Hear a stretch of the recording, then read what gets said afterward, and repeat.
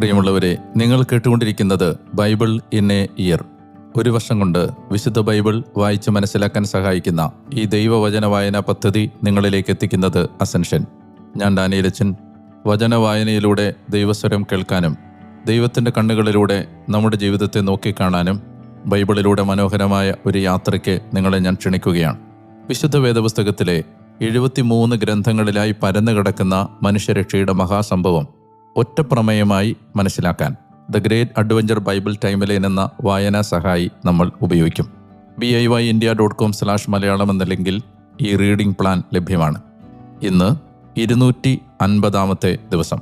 ഇന്ന് വായിക്കുന്ന വചന ഭാഗങ്ങൾ: ജെറമ്യാ പ്രവചനം അധ്യായങ്ങൾ 39-40, യൂദിത്തിൻ്റെ പുസ്തകം അധ്യായങ്ങൾ 10-11, സുഭാഷിതങ്ങൾ അധ്യായം 17, വാക്യങ്ങൾ 9 മുതൽ 12 വരെ.